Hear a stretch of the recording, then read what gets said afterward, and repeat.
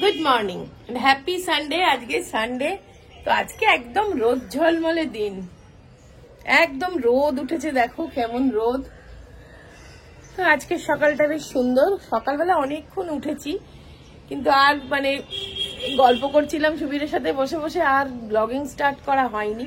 তো এখন ভাবলাম ব্লগটা স্টার্ট করি। এখন বাজে 9:30, 9:30 থেকে একটু বেশিই বাজে, হ্যাঁ 10টা বাজতে 10। তো এখন চলো জিম্মার জন্য একটু কিছু খাবার বানাবো। তো ও বলছে পাস্তা খাবে, তো চলো পাস্তাটাই বানাই। আর চতুর্দিকে আজকে খুব রোদ, কিন্তু বেশ ওয়েদারটা ভালো, ঠান্ডা ঠান্ডা, ফ্যান একদমই চালাতে হচ্ছে না, আর বেশ আরামদায়ক ওয়েদারটা।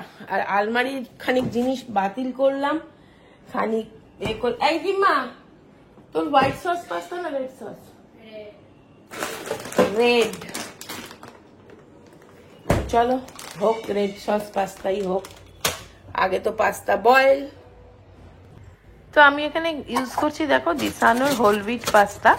এটা দুরুম হুইট থেকে তৈরি, আর এর মধ্যে কোনো রকম কালার বা প্রিজারভেটিভ কোনো রকম কিছুই থাকে না, যার ফলে এটা কিন্তু হেলদি, টেস্টি অ্যান্ড হেলদি। আর এর শেপটাও, এটা ম্যাকারনি শেপের নিয়েছি আমি, অনেক রকম শেপের হয়।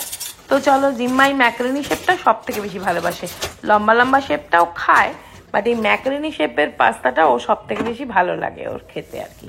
তো চলো আজকে একটু অন্যরকম ভাবে পাস্তাটা করব, একটু সুইট গার্লিক সস দিয়ে করব, একটু মিষ্টি মিষ্টি খেতে হবে। তা আগে তো বয়েল করতেই হবে। তো চলো এটাকে আমি, আর এই ছোট ছোট তো এই ম্যাকারনি পাস্তাগুলো না খুব তাড়াতাড়ি বয়েল হয়ে যায়। আর তবে যেহেতু হোল হুইট পাস্তা কিন্তু একটু বয়েল হতে টাইম লাগে, কিন্তু জানবে ময়দার থেকে কিন্তু হুইট পাস্তাটা খাওয়াটা হেলদি হয়। তো চলো পাস্তাটা বয়েল বসিয়েছি, পাস্তাটা সিদ্ধ হোক। আর আলমারিটা একটু, মানে আলমারির অবস্থা কিছুতেই সামলে রাখতে পারি না, তবুও একটু জাস্ট অ্যারেঞ্জ করার চেষ্টা করেছি, বাট কিছুতেই পারি না গো, কি কাণ্ড হয়ে যায় যে আলমারি, কি বলবো। আর এইদিকে মেশিন চালিয়ে দিয়েছি কাচতে, মেশিনটা চালিয়ে একটু ডাস্টিং করব। এই ঘরটা একটু পরিষ্কার করতে হবে, দেখেছো বেডের অবস্থা, এগুলো সব গোছাতে হবে। এই গাছটাই নতুন পাতা আসছে, আমার আনন্দ হচ্ছে দেখে। এই দেখো, দেখতে পাচ্ছ অনেক পাতা নষ্ট হয়ে গেছে, এগুলোকে কেটে দিতে হবে।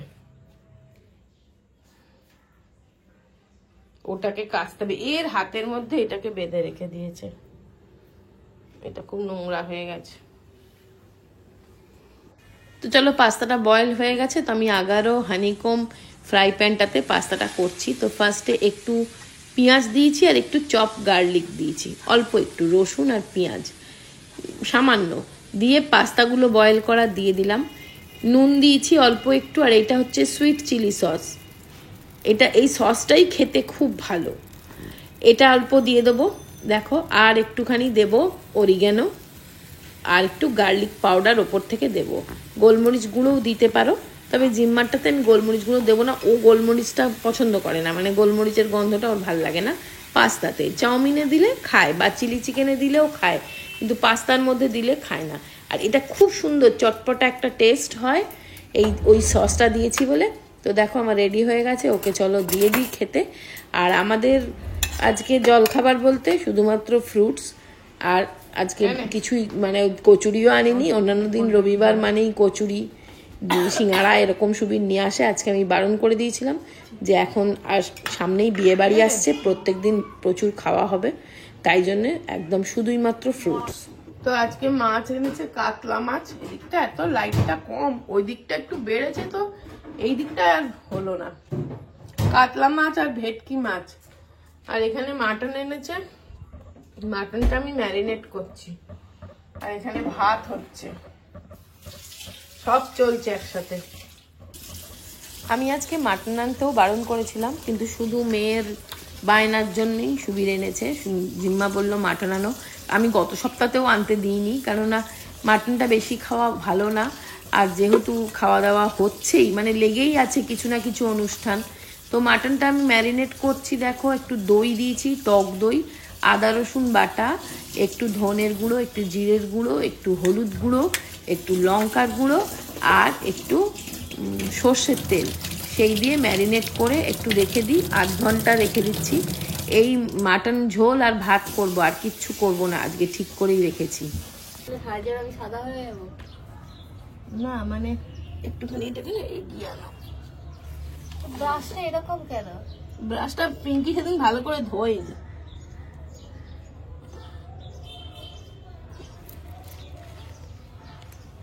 বেশি নিতে নেই, কেকে নিতে হয়, কেকেই দিচ্ছি তাহলে পরে।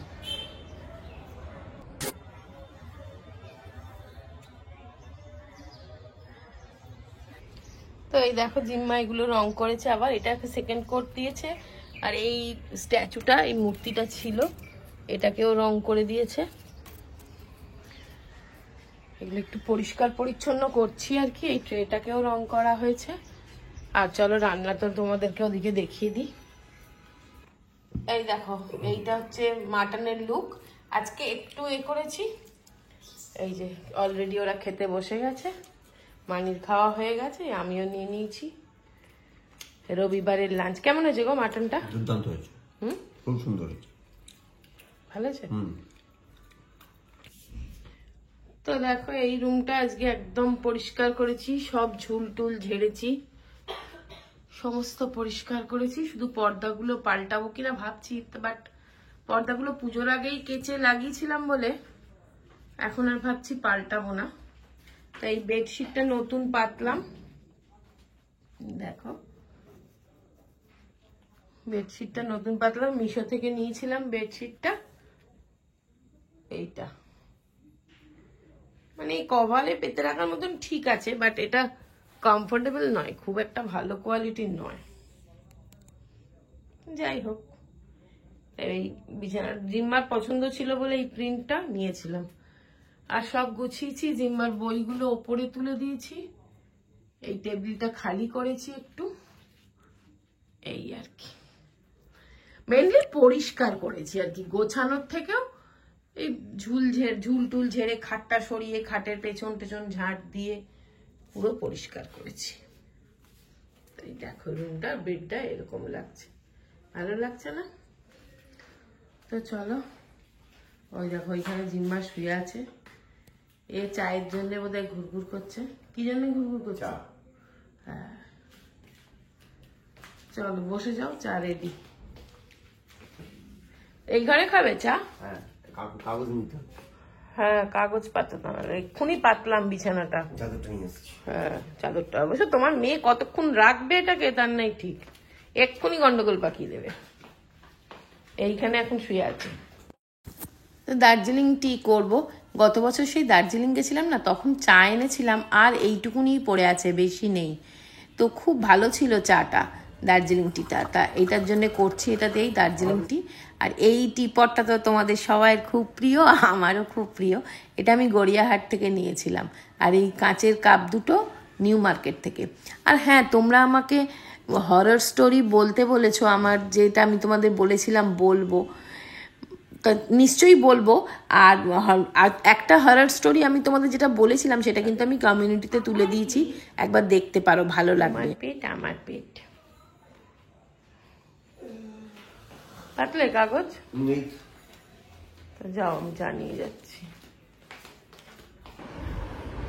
তো চলো, এখন হচ্ছে রবিবারের সন্ধ্যেবেলা, আমি এখানে বসে আছি, একটু কাজ করছি, আর সুবীর একটু বেরিয়েছে। আর কি খাচ্ছি বলো তো? ছোলা বাদাম ভিজানো, বিট নুন আর লেবুর রস, একটু পেঁয়াজ কাঁচা লঙ্কা দিয়ে মেখে, কি ভালো লাগে না খেতে। ওইটা একটুখানি খাচ্ছি। আর সুবীরদা না গেছে, সেই ওর যে বন্ধু বললাম না শান্তনুদা মারা গেছিল, এই তো বোধহয় 10-15 দিন হলো। মানে এবার সব বন্ধুরা মিট করেছে, কিছু একটা আর কি দরকার আছে বোধহয়, সেই জন্য ও গেছে। যাই হোক, আর আমি সন্ধ্যেবেলা বসে বসে এই করছি। তারপরে আবার ওই আমার দাদা বৌদি ওরা ফোন করলো যে এই বড় আনতে যাওয়া, এই সব কাজকর্ম কি সব, মানে কিরম করে কি হবে, তত্ত্ব এইসব আলোচনা হচ্ছিল, দিয়ে এখন এই খাচ্ছি আর একটু টিভিতে একটা সিনেমা চালিয়েছি। এখন 10:30 বাজে, সুবীর এসে গেছে, তো চলো রুটি করে নিচ্ছি, আমাদের রুটি আর সুবীরের জন্য। আর হ্যাঁ, একটা খুব মজার কথা বলি, আমি কিছুদিন আগে একটা শর্টস দিয়েছিলাম যেখানে বলেছিলাম যে 3 BHK ফ্ল্যাটে সব জিনিস ঠিকঠাক অ্যারেঞ্জ করে রাখা যায় না। এটা তো সত্যি কথাই, বলো না? যতই যে তোমার বড় ঘর হোক বা বড় রান্নার ঘর হোক, তাও মনে হয় না যে জিনিস তো আমাদের কেনার শেষ নেই। সেই হিসেবে বলেছিলাম যে ঠিকঠাক অ্যারেঞ্জ করে রাখতে গেলে একটু বুঝে শুনে অ্যারেঞ্জ করে রাখতে হয়।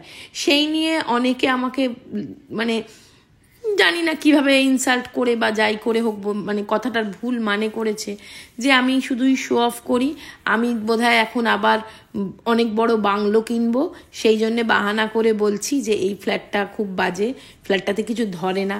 আরে যদি আমি সত্যি সত্যিই বড় বাংলো কিনি তাহলে বাহানা করব কেন বলো? তাহলে তো তোমাদেরকে আনন্দ করেই বলবো আমি যে আমি বড় বাংলো কিনছি, আর তোমরা আশীর্বাদ করো যেন আমি সত্যিই তাই করতে পারি, তাই না বলো? তাহলে আনন্দ করেই বলতে পারবো যে দেখো আমি একটা নতুন বাংলো কিনি। আমার আর জিম্মার করলাম রুটি আর সুবীরের পরোটা, ও পরোটা খাবে বললো, গোল গোল আটারই পরোটা, যেন ওর জন্য হালকা তেলে একদম অল্প তেল দিয়ে জাস্ট টেপিট করে পরোটা ভেজে নিচ্ছি। আর আমার আর জিম্মা রুটি করেছি।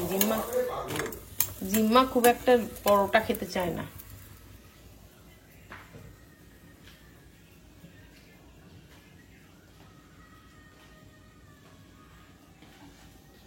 পরোটা তো তোমার? হ্যাঁ, আমার আর জিম্মার রুটি।